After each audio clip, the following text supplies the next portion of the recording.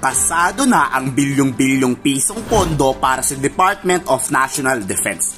Inanunsyo yan mismo ng ating Pangulo Bongbong Marcos Jr. Tinitiyak ni PBBM na magpapatuloy ang modernisasyon ng hukbong pandigma ng ating bansa.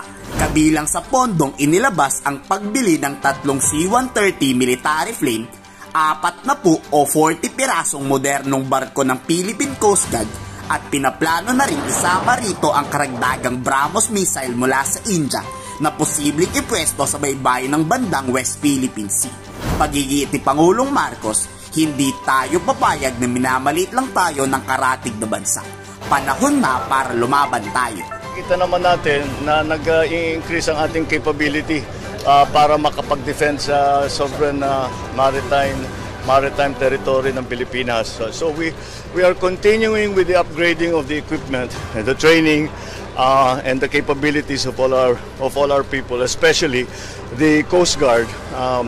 Not only because they are on the front line in the problems now that we're facing in the West Philippine Sea, but also because of the very important function that they play when it comes to search and rescue, when it comes to maritime incidents, when it comes to even disaster assistance. Marami silang ginagawa. So we are continuing to the new vessel that we are seeing there, the 40-foot vessel that's made in Cebu. Yan ang isa sa ating mga idadagdag natin. We will eventually have 40 of them, and that will give us an increased capability. This is ongoing.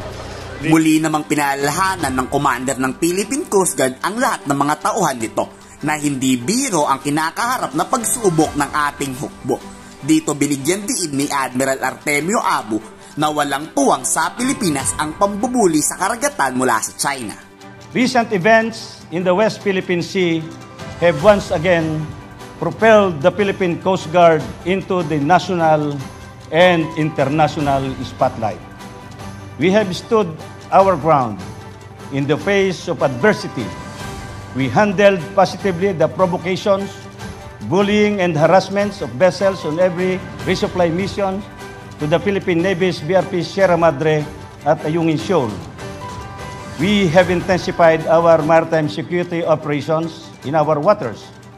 Our personnel have courageously dismantled the foreign floating barriers which were illegally installed in the West Philippine Sea.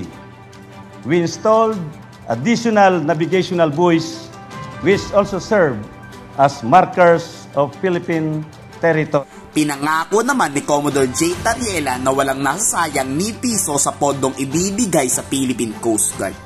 Guarantee you that the Philippine Coast Guard sa bawat single peso ng intelligence fund na mapupunta sa Philippine Coast Guard, we're going to make use of it for our efforts in the West Philippine Sea.